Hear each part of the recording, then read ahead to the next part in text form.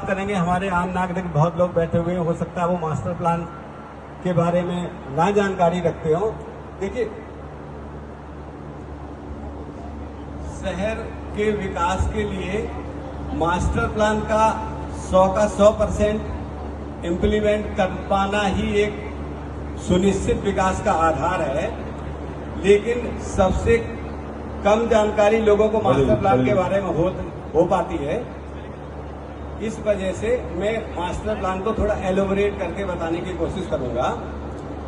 दोस्तों, master plan वो दस्तावेज है जो किसी शहर के अगले 10 से 15 सालों के लिए एक कार्य योजना प्रस्तुत करता है कि शहर के किस क्षेत्र में हम किस तरह की क्रियाओं का उपयोग कर सकते हैं, किस क्षेत्र में भू उपयोग हमारा आवासीय है, किस क्षेत्र में कॉमर्शियल है, कहाँ पर इंडस्ट्रियल है, और उसी के पालन करते हुए चरणबद्ध तरीके से शहर का सुनियोजित विकास किया जाता है।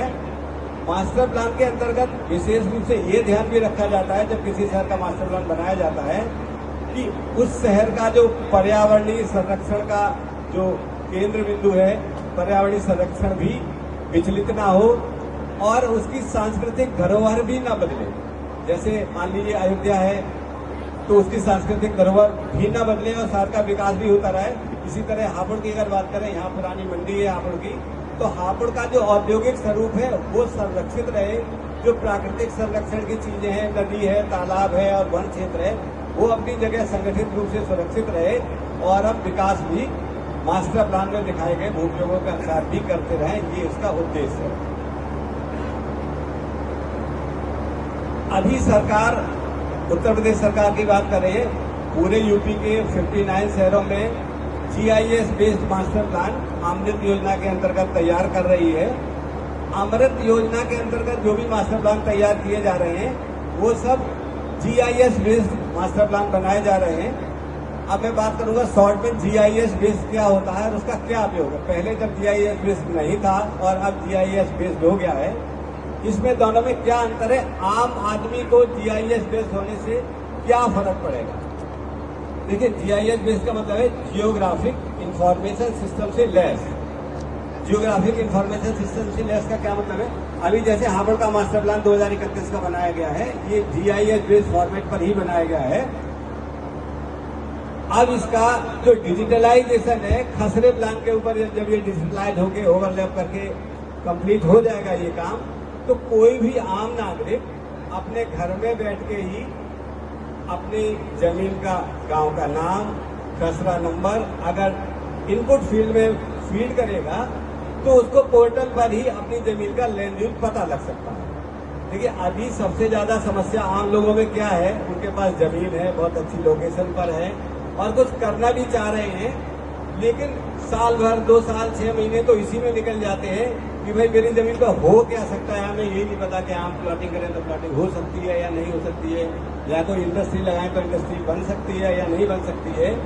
तो अब ये सारी समस्याएं पल भर में दूर हो जाएंगी जैसे ये GIS based master plan implement हो जाएगा। आप अपने घर में बैठ के ही अपने गाँव का नाम, अपनी जमीन का खसरा नंबर जैसे इनपुट फील्ड में फिल करेंगे, आपको उसका रिजल्ट के रूप में उस जमीन का लैंड यूज पता लग जाएगा।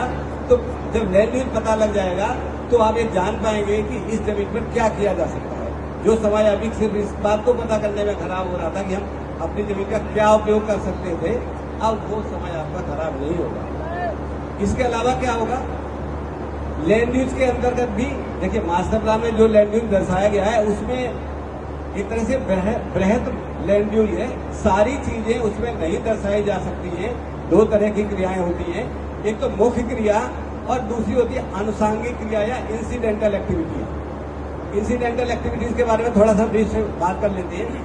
जैसे मान लीजिए आपका लैंड यूज किसी क्षेत्र का आवासीय है, तो आवासीय है ये तो प्रथम दृष्टया सब लोगों की जानकारी में आ जाता है कि भाई यहाँ प्लॉटिंग करी जा सकती है, मकान बनाया जा सकता है या ग्रुप हाउसिंग बनाई जा सकती है आवासीय में। लेकिन लोग फिर ये सवाल पूछते हैं कि ऐसा इसमें कुछ दुकानें भी बना सकते हैं। तो अब जो दुकानों की बात आई, या इसके अंदर हम नर्सिंग होम बना सकते हैं या कोई स्कूल खोल सकते हैं आवासीय क्षेत्र में, या कोई मैरिज होम बना सकते हैं आवासीय क्षेत्र में। तो जब आवासीय क्षेत्र में या किसी मूल भूवियोग में दूसरी क्रिया की बात आती है तो ये इंसिडेंटल क्रिया हो जाती है। इसके लिए जीआईएस बेस्ड मास्टर प्लान में आपके लिए इसके लिए भी व्यवस्था की गई है कि मूल भूवियोग के अंतर्गत इंसिडेंटल क्रिया के रूप में आप क्या क्या ले सकते हैं, क्योंकि जब डिजिटलाइज हो जाएगा, ऑनलाइन मास्टर प्लान हो जाएगा, तो इसकी पूरी बुकलेट और मास्टर प्लान के अंतर्गत जो जॉइनिंग रेगुलेशंस का पार्ट है या जो चार्ट है वो भी डिजिटलाइज हो जाएगा, वो फिर आपको ऑनलाइन देखने को मिल जाएगा, जिसमें कि जॉइनिंग रेगुलेशंस के अंतर्गत। और ये सत्य भी है कि गाजियाबाद का विकास बाद में हुआ है और हापुड़ मंडी तो बहुत पुरानी है, मेरठ मंडल की बड़ी मंडी हापुड़ ही है बहुत पहले। इसका विकास होने की संभावनाएं बहुत तेजी से हैं और सरकार अब सपोर्ट कर रही है, आपका सहयोग कर रही है। अगले 5 साल आपके पास इतना समय है कि आप गाजियाबाद को भी पीछे कर सकते हैं अगर आप सरकार द्वारा दी जाने वाली सुविधाओं का, मास्टर प्लान के अंतर्गत स्वीकृत किए जाने वाली क्रियाओं का और प्रक्रिया का पालन करते हैं और करना जानते हैं, ताकि जब जानेंगे तो समय आपका उसकी जानकारी करने में नष्ट नहीं होगा और आप आगे बढ़ पाएंगे। आप प्लानिंग कर सकते हैं आगे की भविष्य की 10 साल 20 साल के लिए भी। दूसरा, जीआईएस बेस्ड मास्टर प्लान होने में, इम्प्लीमेंट होने में एक और पॉजिटिव पॉइंट ये है कि जब फिजिकल मास्टर प्लान बनता था तो जो लैंड यूजिंग मार्जिन पे थे, जैसे यार रेजिडेंशियल खत्म हो रहा है, इंडस्ट्रियल शुरू हो रहा है, तो मार्जिन के भूवियोग को स्केल 2D स्केल नाप करने और उसका भूवियोग ट्रेस करने में कुछ त्रुटि होने की संभावना के कारणों से त्रुटियां हो भी सकती थी और काफी जगह हुई हैं। अब जीआईएस बेस्ड मास्टर प्लान में कोई भी त्रुटि होने की कोई संभावना नहीं है। ये बहुत बड़ा लाभ है मास्टर प्लान जीआईएस बेस्ड होने के कारण। तो मैं इन्हीं शब्दों के साथ अपनी बात खत्म करूंगा। मास्टर प्लान के संबंध में ब्रीफ में आपको ये परिचय हमने अपना दिया, मास्टर प्लान का क्या उपयोग आप कर सकते हैं। और मेरी हापुड़ के लिए यही शुभकामनाएं हैं कि हापुड़ विकास प्राधिकरण अपनी मंडी और पुरानी ऐतिहासिक जो इसका औद्योगिक धरोहर है या कॉमर्शियल एक्टिविटीज की धरोहर है, इसको इस मास्टर प्लान के अंदर यूज करते हुए आगे बढ़ाएं। और बड़ी संभावनाएं यहाँ पर हैं। आप चाहें तो नोएडा और गाजियाबाद को कम्पिटिट करके उससे आगे भी निकल सकते हैं। आपके पास बहुत बड़ा स्कोप है, मंडी पहले से ही है, वर्क फोर्स पहले से ही है और सरकार अब आपके साथ है।